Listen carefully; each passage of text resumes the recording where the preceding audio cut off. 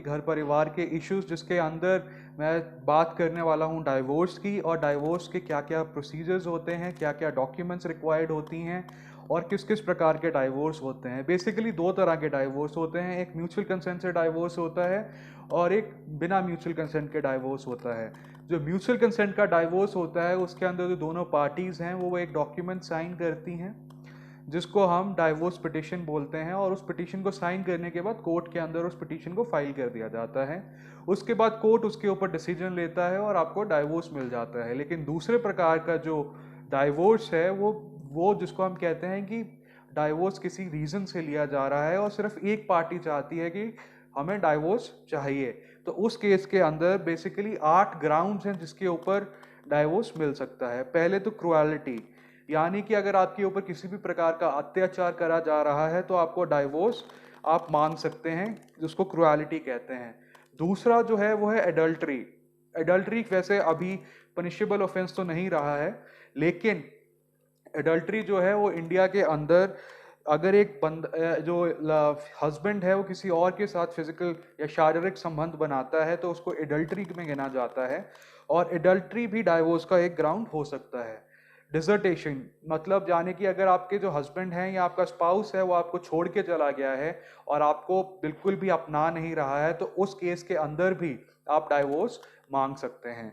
जो fourth reason है वो है कन्वर्जन। अगर आपके जो स्पाउस हैं वो अपना रिलीजन चेंज कर लेते हैं तो भी आप डाइवोर्स मांग सकते हैं।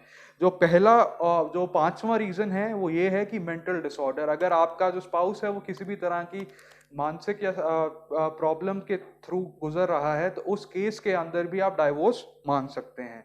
अगर उनको कोई भी कम्युनिकेबल डिजीज है या जैसे कि लेप्रेसी, एड्स या और भी कोई कम्युनिकेबल डिजीज है तो उस केस के अंदर भी वो एक ग्राउंड बन जाता है डाइवोर्स लेने का।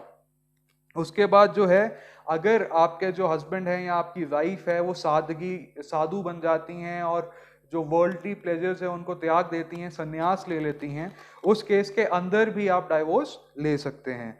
और आठवां रीजन जो है वो है प्रिजम्पशन ऑफ डेथ। अगर एक लिमिटेड टाइम तक आपके हस्बैंड का कोई अता पता नहीं रहता है, उस केस के अंदर आपके साथ ये होता है कि उस केस के अंदर आपको डाइवोर्स मिल सकता है और वो एक वैलिड ग्राउंड रहता है। बेसिकली ऐसा ही एक केस था पुरानी लड़ाई के टाइम पे। एक सैनिक था और वो 8 साल से ज्यादा गायब रहा, और उसकी जो वाइफ थी उसने ये प्रिज्यूम कर लिया था कि उसकी डेथ हो चुकी है, जो सैनिक है। उस केस के अंदर कोर्ट ने ये डिसाइड करा था कि 8 साल के बाद वो जो उसने नया सेकंड मैरिज करी है वाइफ ने वो वैलिड है, क्योंकि रिनाउंसिएशन ऑफ डेथ को मान लिया गया था और 8 साल एक बहुत बड़ा पीरियड है। लेकिन हमें ये भी ध्यान रखना पड़ेगा कि डाइवोर्स नोटिस क्या होता है। बेसिकली डाइवोर्स नोटिस ये होता है जिसके थ्रू हम दूसरे स्पाउस को बताते हैं कि डाइवोर्स हम लेना चाह रहे हैं और हम मैरिज को कंटिन्यू नहीं करना चाह रहे हैं। उसके बाद एलुमनी क्या होती है। बेसिकली जो हस्बैंड है अगर वो अर्निंग हैंड है फैमिली के अंदर, तो उस केस के अंदर उसको वाइफ को एक खर्चा देना होता है ताकि वो अपनी डेली नीड्स जो हैं वो पूरी कर सके, इसको एलुमनी कहते हैं। लेकिन अगर वाइफ अर्निंग हैंड है तो हस्बैंड भी एलुमनी क्लेम कर सकता है।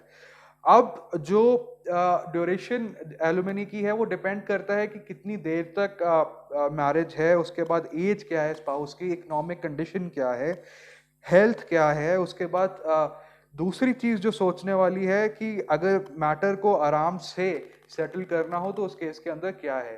बेसिकली कई बार ये केस भी आता है कि चाइल्ड कस्टडी किसको मिलेगी। चाइल्ड कस्टडी जर्नली 5 साल से पहले मदर को मिलती है, और 5 साल की एज के बाद जो हिंदू एडॉप्शन एक्ट है, मतलब इंडियन एडॉप्शन एक्ट है, उसके हिसाब से जो फादर है वो भी बच्चे की कस्टडी क्लेम कर सकते हैं।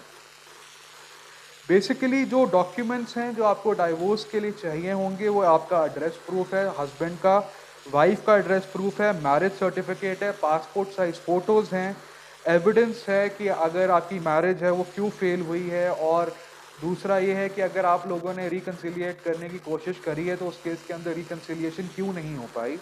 उसके बाद इनकम टैक्स स्टेटमेंट जो है पिछले 2 से 3 साल की लगेगी। उसके बाद आपका जो प्रोफेशन है प्रेजेंट और आने वाला उसके ऊपर क्या है।